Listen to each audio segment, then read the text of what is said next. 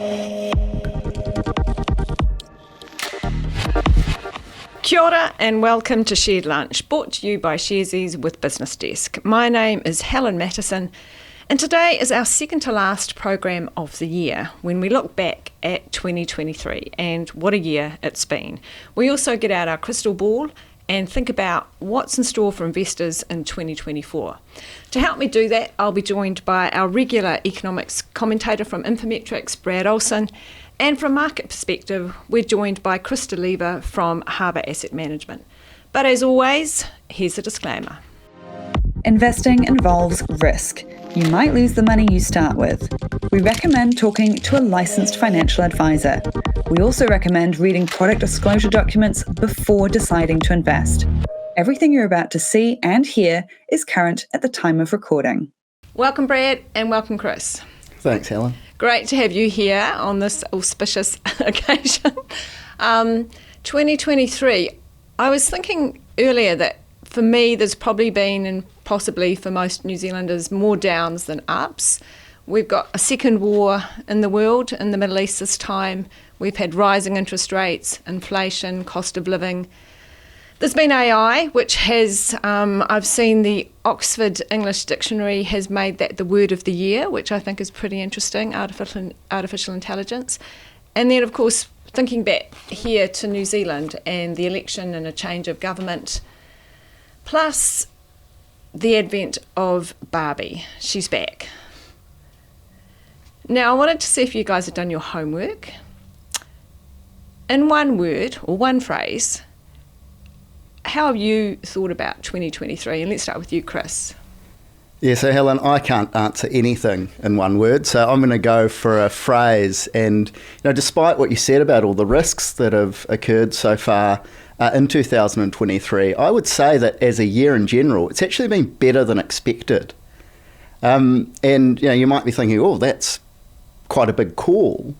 But if we look back to when we came into the year, at what the consensus was pointing at, most economists were saying that the US, the world's largest economy, was going to fall into recession this year. That hasn't eventuated, so better than expected.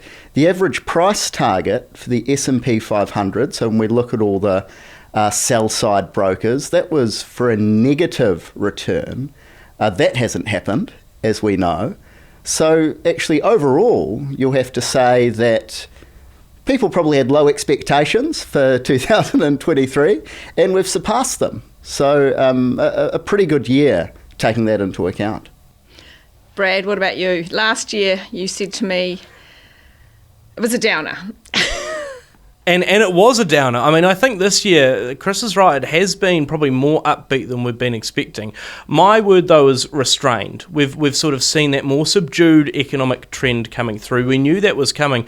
But equally, that wasn't the economic collapse that we were fearing either. I'll take restrained any day rather than sort of a fall in economic activity, a fall in spending. We started the year here in New Zealand on a pretty rough patch. Weather was dominant in our thinking, dominant in our lives. We saw the likes of the election come through as well and deliver quite a change in the outlook. So I think, all things considered, things have been a lot better than they could have been. And I often think, in terms of this answer, at what people yell at me when I'm walking down the street. Now, all the bad things aside, they often say, well, how is the economy going? And I often say, could be better, could be worse. And I think that's a bit of a reflection for 2023 in general. We were always hoping that the economy can be doing a lot better than what we're seeing. But equally, given how quickly we've raised interest rates, given how much those global challenges are still there, weakness in Chinese economic growth, the wars that are still going in Ukraine and now in Israel, Gaza, could have been a lot worse than what we've seen as well. So I feel like it's certainly not all sunshines and rainbows, but it's equally not storm clouds each and every day. Let's unpack some of those macro influences. You've just been to the US and China. I often wonder whether the perception we get of how things are really what they are offshore, because we're two little islands down here in the Pacific. What would you say? In a sense, I think that a lot of the reporting probably gets it right enough for us to get an idea of where the tone sits. I wouldn't put it as definitively as, you know exactly how fast the heartbeat of each economy is going based on international media, but you do get the right direction in terms of up, down, or sideways. I mean, in the US, for example, I was quite surprised at just how robust spending was, continues to be. I mean, walking along the street and you'd be seeing FedEx packages all over the place. I was talking to people both at a consumer level all the way through to sort of macro economists, and they were talking about how good things were looking, all things considered. Yes, the Fed had been raising rates, but the likes of the job numbers were still very strong. Inflation was making its way into a better place. Everyone was, in a sense, talking about how remarkable it was that maybe we could achieve that soft landing. You compare that to China, the talk of the town has been how weak economic activity has been coming through, and to be fair, that's pretty true. A lot of the conversations I was having with people, they'd highlight that spending was being focused on the necessities. Now, we get that at the moment here in New Zealand with high inflation, higher interest rates. In China, you've got deflation some months, you've got interest rates that are a bit more accommodative. So that was weird, but I think highlighted again, there is that level of restraint. Their property market hasn't been doing as well. That means that other parts of the economy aren't flowing either. So I think it confirmed for me, you see the likes of the PMIs coming out of China, manufacturing and exports aren't quite as gung-ho. You look at that spending activity coming out of the US, a lot better than we thought, and I think that sort of sets the tone a little bit for next year as well, that the US is probably better positioned than we first thought. The likes of China probably worse positioned than we'd originally thought.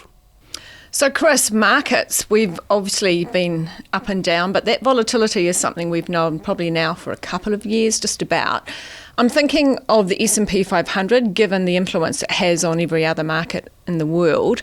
What would you say has kind of happened in terms of those macro levers, if you like?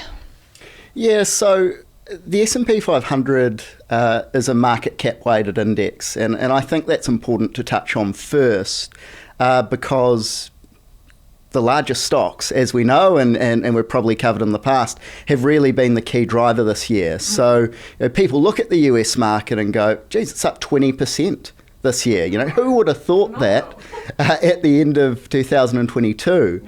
But when we kind of peel back the layers of the onion there, we've got the Magnificent Seven. Mm-hmm. They've accounted for a bit over 70% of that return. So what does that leave us? That leaves us with an average stock, or if we use the equal weighted index of the US market, kind of up 6% so far this year. So actually probably a little bit below trend and a little bit below normal. Really interesting to hear what Brad said earlier about a soft landing. When we look through sell-side research publications, when we look through investor surveys, markets have gone from anticipating a recession at the end of last year to actually anticipating a soft landing going into 2024.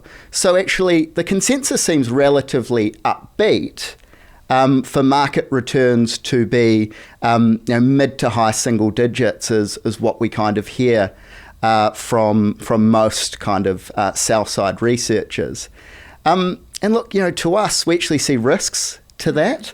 You might think, well, it's good, everyone's more optimistic now.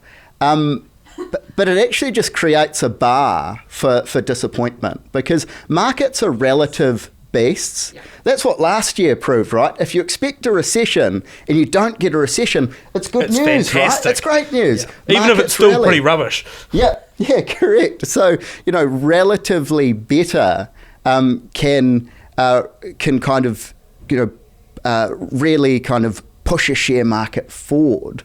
So now I look at it going into next year, consensus is relatively sanguine.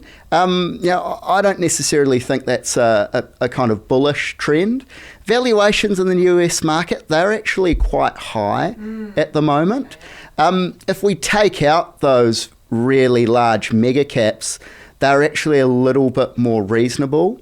But when we compare the valuations relative to bonds, let's say you're buying the US market, you're buying the index fund, you're buying a market that's trading about 19 times earnings, okay?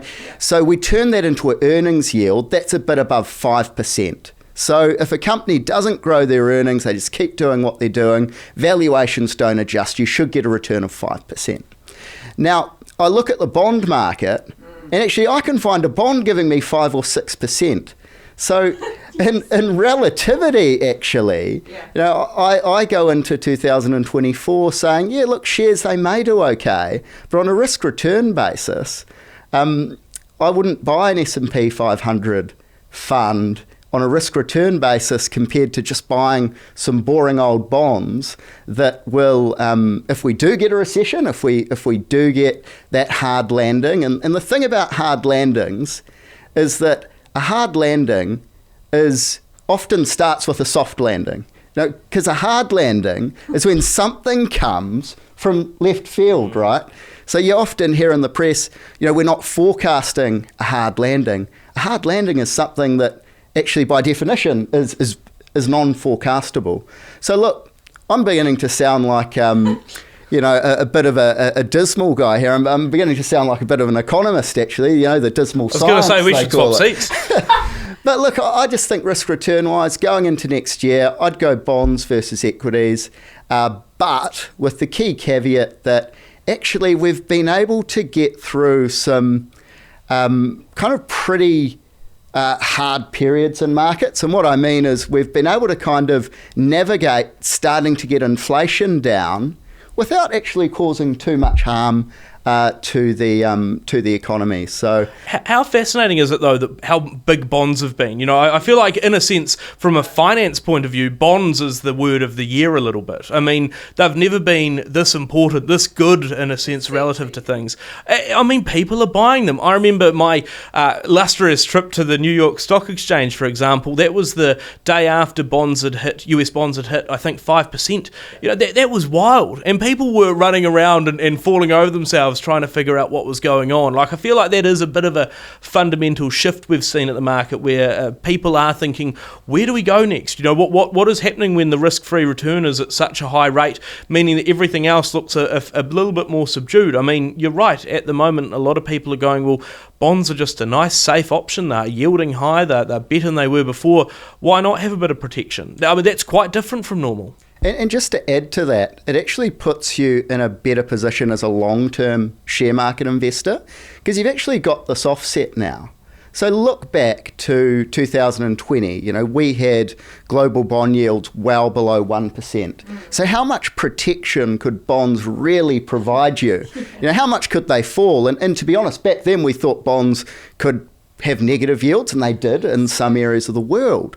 But now I look at it and say, actually, if I'm a 5 to 10 year investor, having that mix of equities and bonds is actually, a really nice balance to have. And we probably haven't had that balance for some time. So while I think equity markets look a little bit overvalued on a tactical time frame, I think setting up portfolios for the next 5 or 10 years, you're getting a decent contribution out of bonds. And you couldn't say that over the past decade. Your shares gave you between 10 and 15%, and your bonds, well, they weren't providing much offset at all. So, look, if we do get economic shocks, as I say, they're very hard to forecast.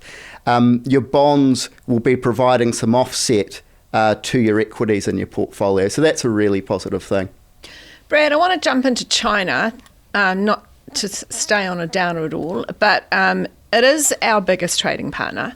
I see Moody's last week downgraded it. I think that's not the first time. Given that it is our biggest trading partner and a number of New Zealand businesses do rely heavily on it, what are you thinking, how long will that tail be? You've been there recently. I think it will be probably longer than people expect. There seems to be a feeling, at least amongst the people I talk to, that next year, 2024 for China seems to be a weaker year. There's a fairly strong consensus on that. But further out after that, there seems to be this view of, it'll sort of return to trend. And although I think they could well hit some of their growth targets still, I don't think there's too much worry about that. It's going to be a lot harder to achieve. It's going to be much more subdued than it was previously. Beforehand you were wondering how much above those growth targets the Chinese economy might grow. Now it's a question of how do you hit those numbers. And I think that actually talking to people on the ground could be 2 to 3 years away before you start to see things start to become a little bit easier. So that's probably a little bit concerning for a lot of people.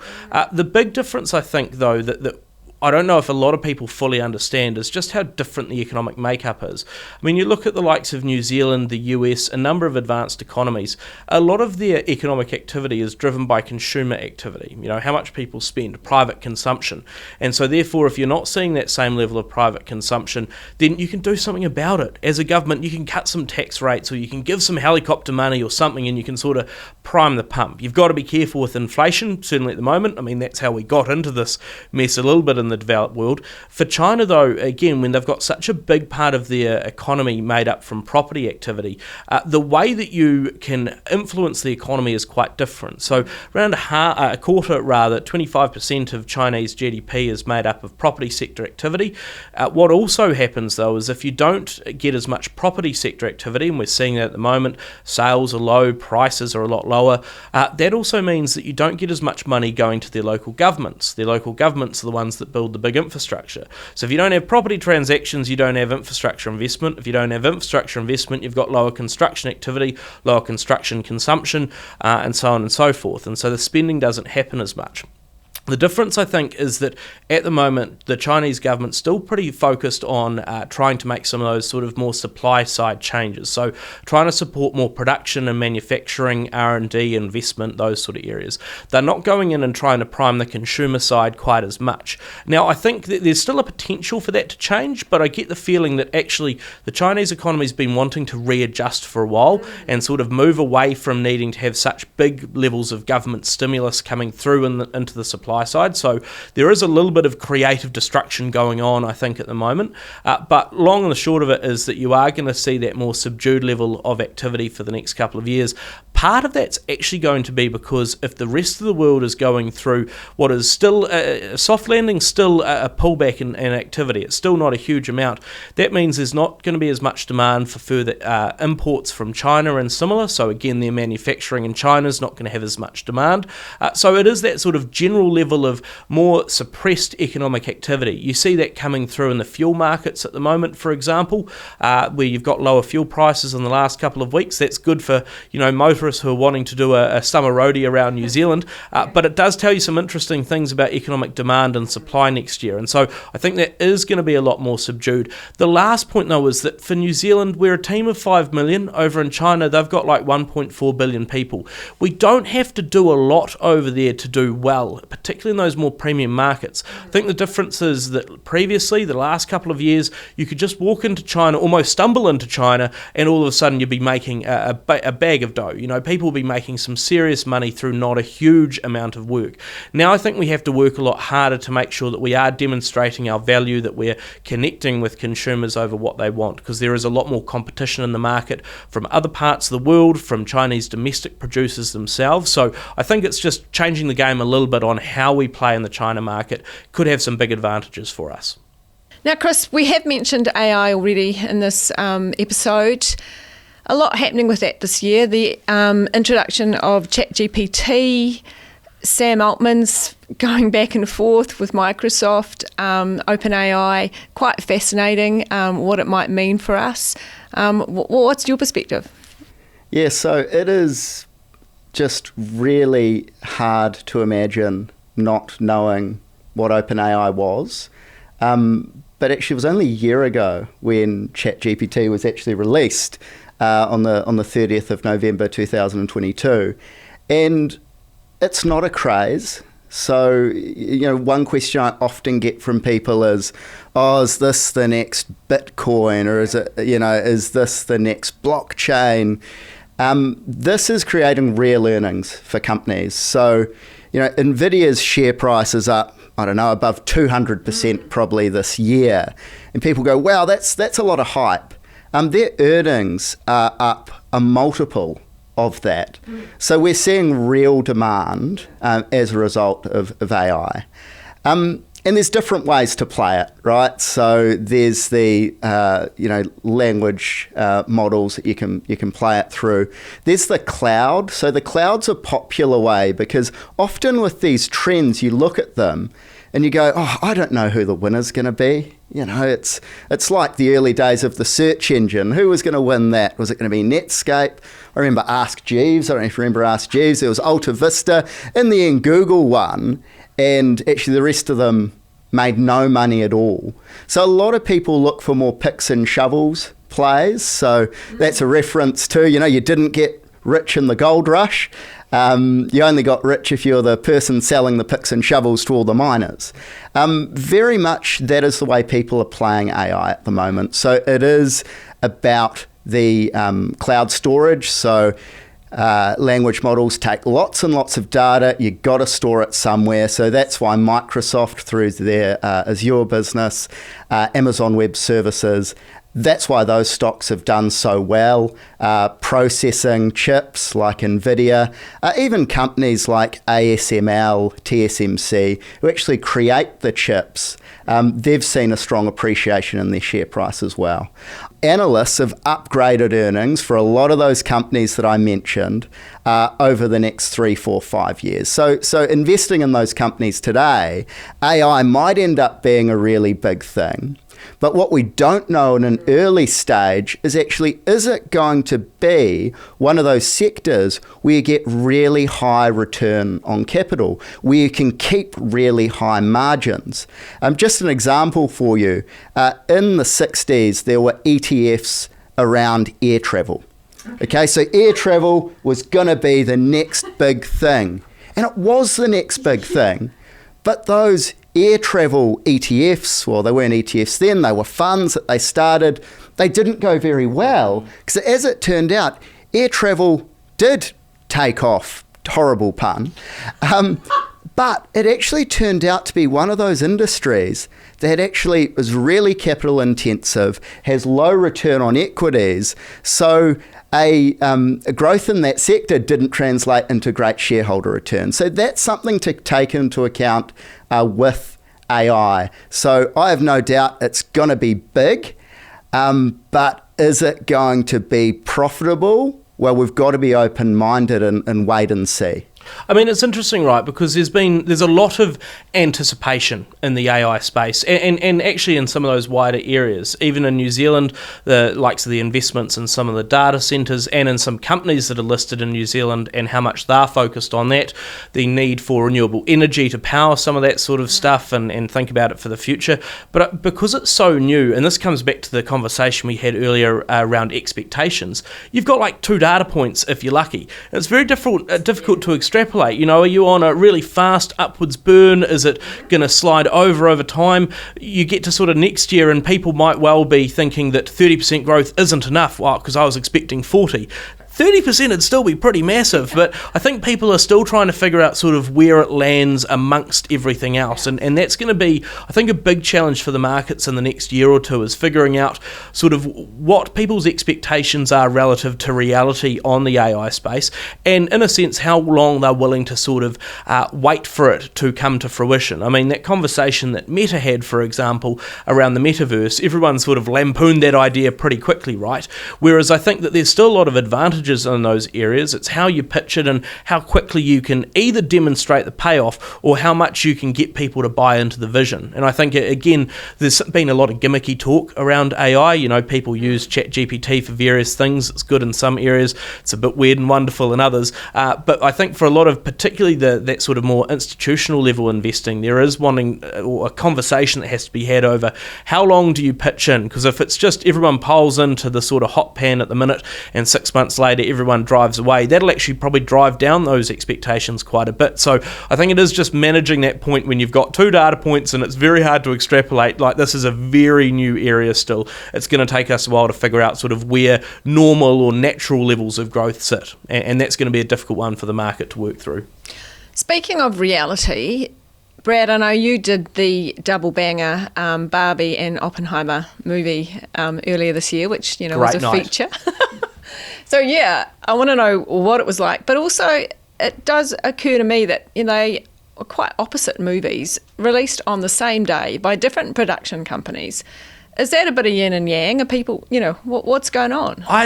This is strange, right? Because everyone asked everyone that I know that did the double header, why are you going to both? And I think it was a level of, on one hand, Oppenheimer was this really interesting part of history, and everyone wanted to know about that time of the world. But equally, it was like a pretty frightening look into humanity. We're talking about atomic bombs and sort of death and destruction. I think everyone therefore wanted that sort of light-hearted bit on the other side. Barbie, a bit of fun. What happens when a doll comes to life and goes from Barbie land to the real world? So I think part of it, you're right, it was yin and yang. What was fascinating for me was how much better Barbie did than everyone expected. Like, the numbers were phenomenal. The numbers for Oppenheimer were fantastic too, but Barbie blew this thing out of the water. And it surprised me. Again, we've gone through that period where everyone was talking about how consumers weren't looking to spend as much, interest rates were going up, you were having to be more careful with your money, yet we poured money into Barbie. We bought Taylor Swift tickets like they were bars of gold. I mean, some of the numbers that came through were huge. I think that part of that is, to be fair, that people have been saving up the last couple of years because they couldn't spend as much during the pandemic. They're not going to waste that money on just anything, and so where there are some big opportunities, some sort of cultural phenomena that come through, they're going to focus on that. I mean, Taylor Swift, I think, is a good example where everyone goes as this sort of, some sort of real spending bonanza. So it reassured me a little bit about consumption and that, people are still spending, but it also highlighted that you've got to have quite a good, strong story around it. Like, the marketing for Barbie, I thought was fantastic. It was quite engaging. It wasn't real high production value. It didn't need to be. But, some of the little shorts that came out, some of the, Ken being and his job as Beach, just real simple stuff that got a bit of cut through. People are looking or needing a bit of relief in their lives, and I feel like Barbie came up with it. My last point as a movie reviewer that I think I am now is I think people got way too serious as well. Like, Oppenheimer was serious. People tried to read, I think, a lot into the Barbie movie and came up with all sorts of very deep and dark sort of psychological analysis. Just go and watch the movie for what it is. It's just a bit of fun. And it was good. I watched it on the plane coming back the other day as well. So I've watched it twice now this year. Would do again in a heartbeat. Funny as. Back in the pink, right. Chris, just thinking about and consumers, but also investors, where they're putting their money. And I mean, New Zealand often is considered to be a property market, and we don't have much of a share market in comparison. What trends are you seeing with where people are putting their money, but also not just the sectors? Are we seeing people thinking about shares as opposed to property in a more serious way? This is something we've debated a lot on this program, and I'm just interested in your perspective, given we're at the end of 2023. Yeah, so, I mean, the interesting thing about property for some time is that it hasn't really stacked up on a yield basis. So, typically when you buy a company or you buy a bond, you're often doing it for the cash flow. I look at a bunch of different stats for property, as you all would. It hasn't stacked up on a yield basis for a long time, and there's reasons for that. One, rental yields at a gross level are pretty low, but then you take off the costs around insurance. God, has anyone rolled their insurance recently?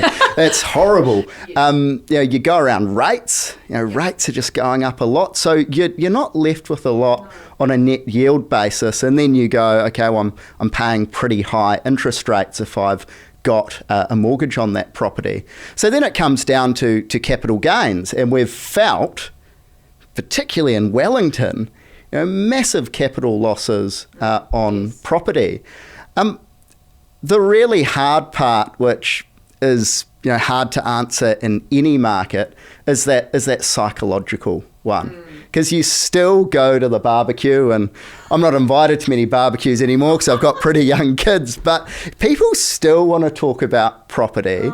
They did start to talk about shares a bit in 2020, and obviously Sharesies was a really large part of that. But actually, the capital losses that people felt in 2022, it kind of hurts. The other thing that we've got to take into account is our share market has been a really big laggard. So often, to get greater participation in something, you need something, it's a very technical term called FOMO, the fear of missing out. Yeah. And, there hasn't been much missing out in the New Zealand market. We're where we were back in 2020 in our market. We had, negative returns in 2021, flat to negative then, quite large negative returns in 2022, and we're still kind of flat, despite the recent rally so far this year. So that hasn't really got people back into shares. But I think on a forward-looking basis, we've had a reasonable valuation reset in the New Zealand share market. I think it stacks up, pretty well.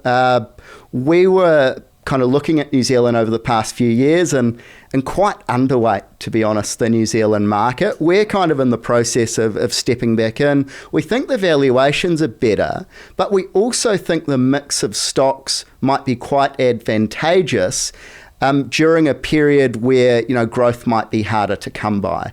So we've got a really good mix of defensive companies in New Zealand. I'm thinking of the gentailers like, Meridian, Mercury. Helps as well, the government backed, right? Oh, yeah. Yeah, well, all except Contact, yeah.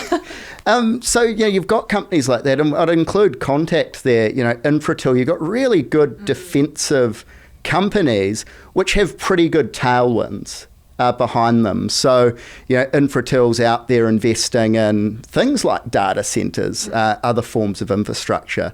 You've got the gentailers, and we are going through electrification. Like it or lump it, you just look on the roads. And my youngest, who's 4 years old, he used to love Teslas. When they first came out, they were the coolest thing. And every time he'd go, "Daddy, there's a Tesla." And I had to get him to grow out of it because you'd never get him to shut up at the moment. That's exactly it. So, there's a Tesla every time you walk by. So electrification's happening. So, we like to look at companies. And I think when you look at any company, you've got to look at, a secular or structural tailwind that might last longer than, 1 or 2 years, something that's going to keep giving into the future. So, those defensive companies look pretty good. And because people aren't really anticipating a recession, people are kind of in the soft landing camp, they're kind of the stocks that people have kind of largely kind of ignored. So, we like that area of the market. And when you look at the New Zealand market, a lot of the market is actually quite defensive in nature, so defensive growth sort of companies. And I mean, it's interesting, right, because even a lot of those energy companies, they've also got some pretty big investment profiles coming into the future. And I think that's also a little bit different from what we've seen before, where, for a period, particularly after the GFC, everyone was going, well, economic growth is sort of a little bit, subdued. There isn't that much further energy demand coming on stream. So everyone was sort of just twiddling their thumbs for quite a bit, making tweaks to strategy. Now we're like building stuff, and I think there is an element of people looking at that growth potential from electrification, from some of those other decarbonisation activities, and so I think there's a bit of excitement there.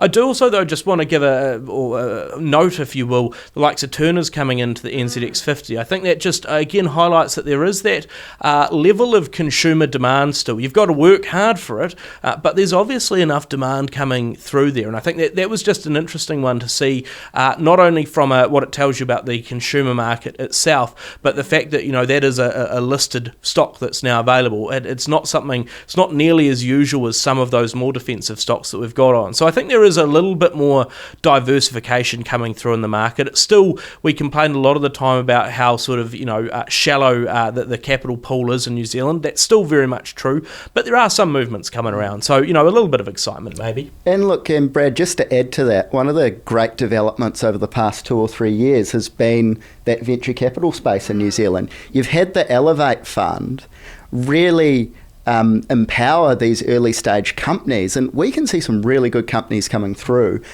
Just to name a few, there's Halter, who have the cow collars. Oh, yeah. The control they have over the cows is just unbelievable, and the impact that has on labour. So you're replacing labour with technology. Capital investment. What? We don't do that in New Zealand.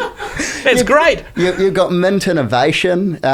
Finding ways of getting precious metals out of stuff that people have just been throwing away.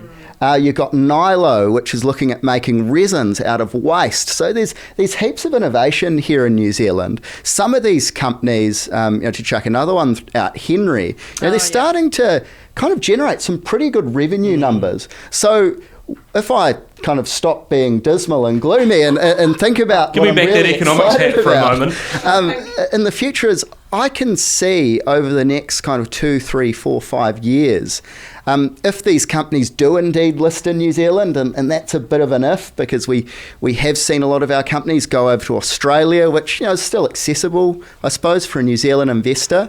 But seeing those companies come through, we may well see the next Xero. We might well see the next A2, which will power forward our market. Because when I look at what were the key drivers of the New Zealand market outperforming, through to 2020, where we had kind of 2 decades of just dominance, it was New Zealanders starting companies that actually ended up being really big companies. And, Xero, A2 Milk, they were penny stocks. They were tiny companies, and they managed to kind of grow their way into large companies and created a lot of wealth for people at the same time. So it may not be this year or next year where we see these companies, but I definitely think over the next few years we're going to see some really good stories. Now, Brad, interest rates is always a topic for investors, whether you have a mortgage or you don't, given, the effect it has on businesses, margins and the like. What are you thinking for 2024? Are we going to see a bit more light at the end of the tunnel, do you think? Not nearly as much as the market seemed to be picking. And I think, you go back a couple of weeks and people had started to get on a real train track only going one way, and that was one place, that was down. People were going, they're going to fall quicker than everyone expected. We're just waiting it out now. But everyone was quite sort of bullish, if you will, on how quickly that was going to come through. I was always quite hesitant on that. And I say that you go back sort of to mid-year, and economists, especially in New Zealand, were talking about how interest rates, we thought they were roughly at the top, and we kept getting proven wrong every week when they went up just a little bit more. It wasn't in leaps and bounds, it was just small movements, but it kept moving up. And then when we started to hear this talk of interest rates coming down, I thought, well, I can see it coming down to where we thought it was going to be back sort of mid-year, when we called the top of the market, and maybe we were a little bit off.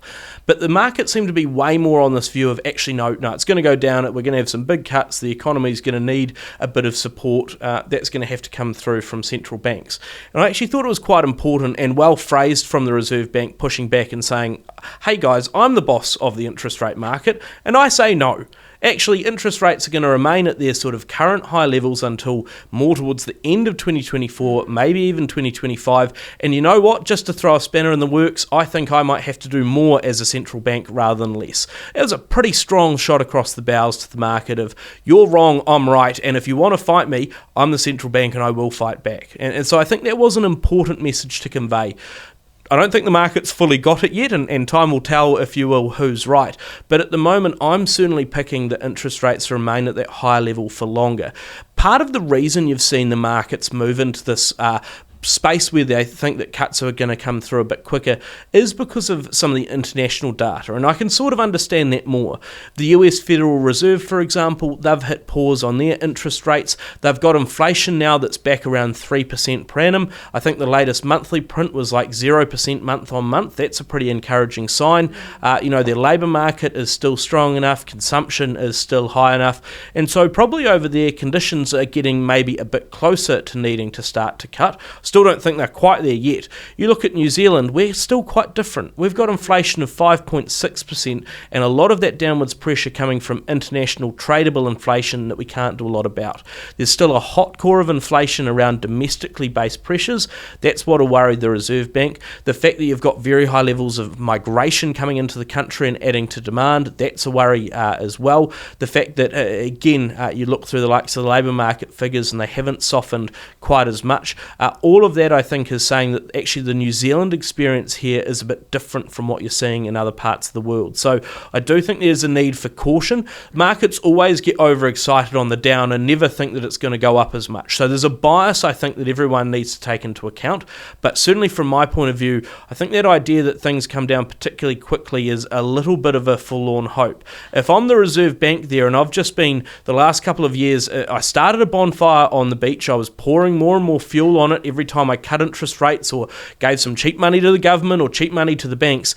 At the moment, you're getting it closer to that embers sort of area. That's not the time to walk back to the beach with a fuel canister. It's the time to wait for it to make sure that you've stamped it out and it's not going to reignite, but you certainly don't give it any more fuel. So ideas around interest rates cutting back significantly anytime soon, even in the first half of 2024, I just don't see it at the moment. But we will wait for that phoenix. Good luck, is all I'll say.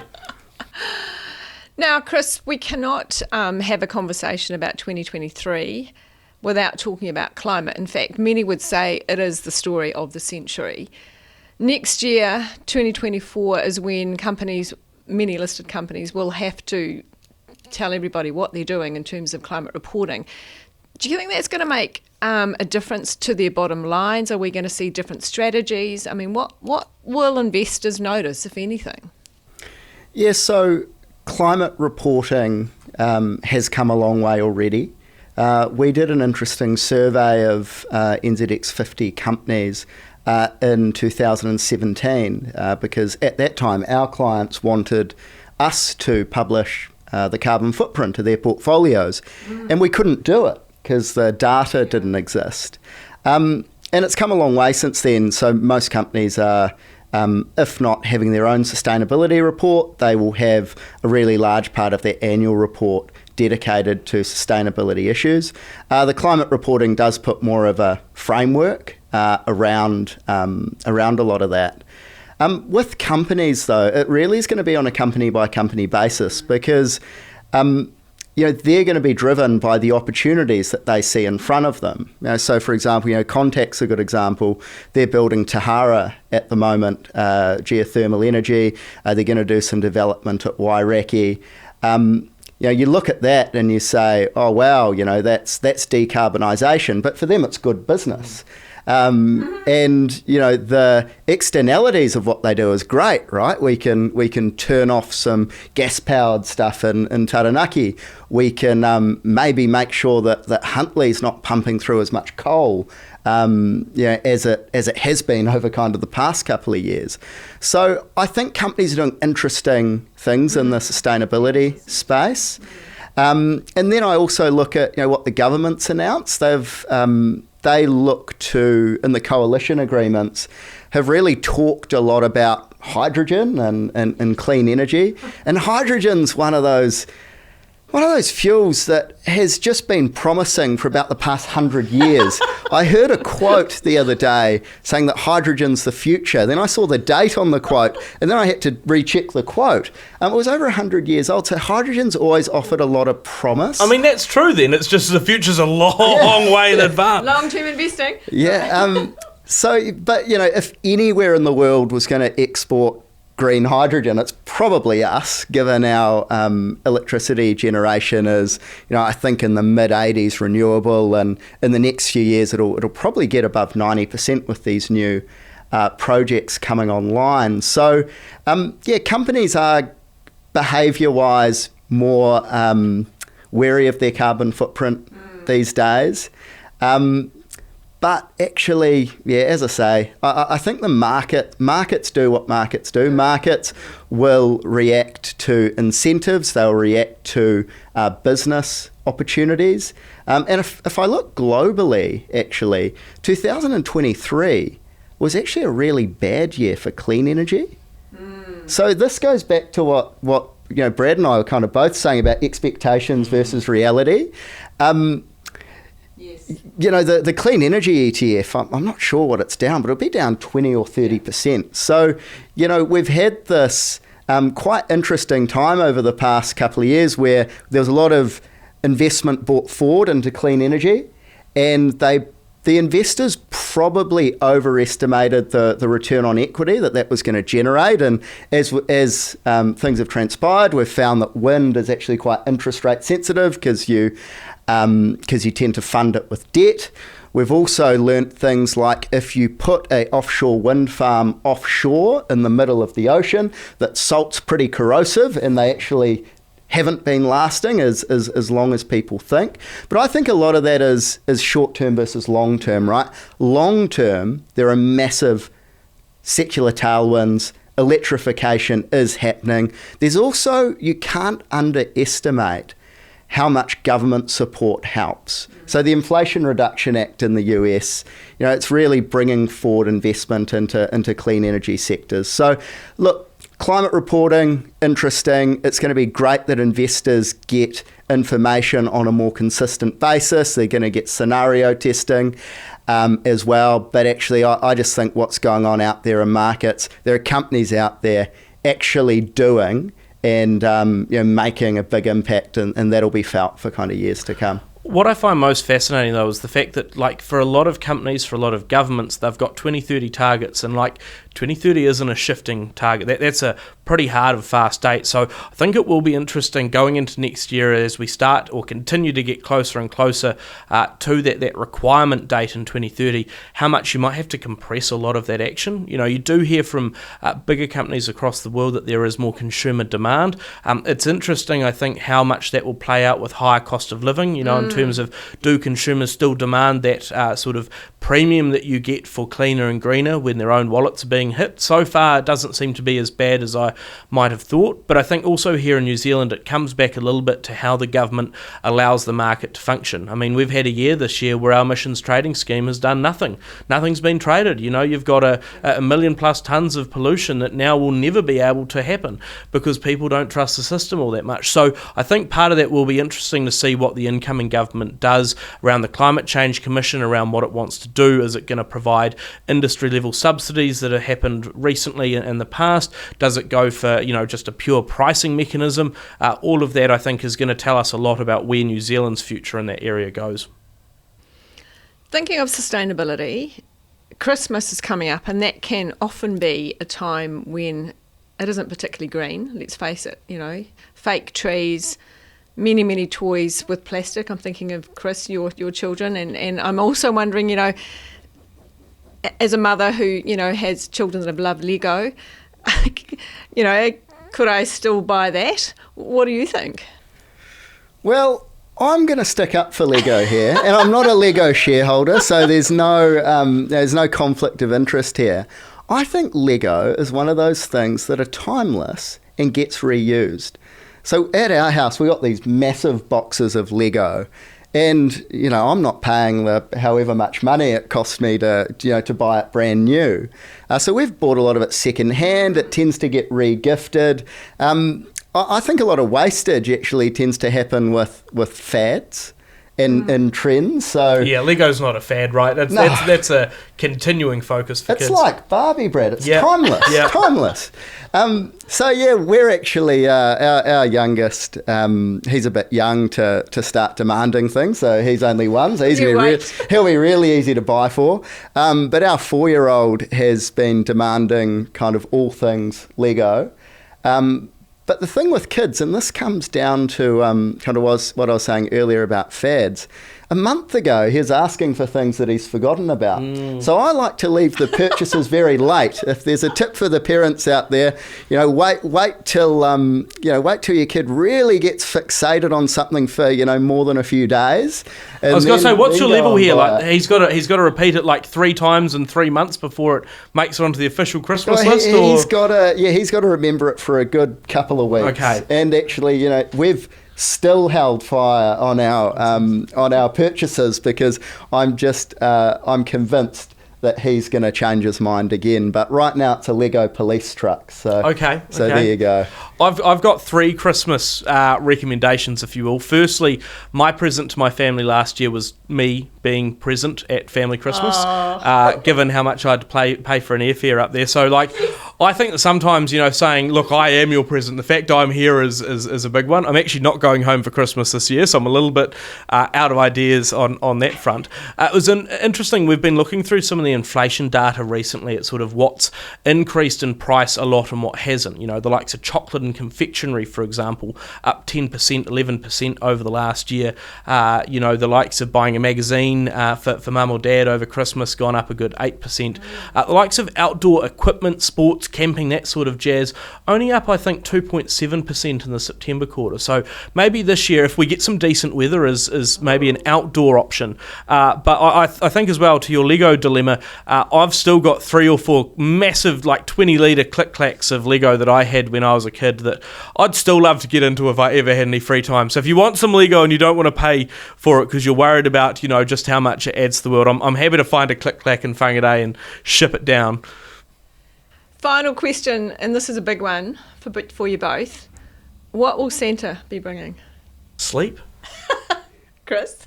Geez, I wish. You're lucky. I won't be getting any sleep.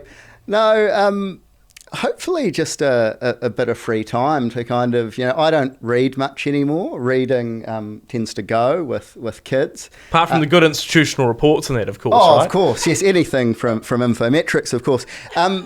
But so I do a lot of reading for work. But since I don't have that time kind of in my spare time to sit down and read a book, I absolutely love audiobooks. And podcasts, of course. You have to say that. And I'll tell you an audiobook which I just listened to, which I'm gonna recommend to everyone I know because it was a re-listen, was Factfulness from Hans Rosling. Might sound a bit heavy, but key holiday listening for any of you audiobook people. See, this sounds a little bit better than the usual true crime ones that seem to sort of filter through at the moment. But I like the idea of on a beach. I've sort of, the last couple of years, I've perfected the ability to sort of have a quick swim, go back and read a book, do like a quick radio interview or something on the beach before nipping off to the next thing. It's sort of, I feel like multitasking is a real effort over summer. Sure is. On that note, thanks for coming along, guys, and sharing all of those insights. And thanks, too, to our listeners for being with us today. Please do leave us a rating wherever you get your podcasts, obviously. We have a special offer for Sharesies investors from BusinessDesk. If you use the promo code SharedLunch2023, all one word, you'll get $100 off an annual subscription to BusinessDesk. That's usually $249. That includes GST. The offer only applies to new BusinessDesk subscribers, can only be used once per subscriber, and can't be used with any other discounts. Stay safe and enjoy this silly season. Ka kite anō.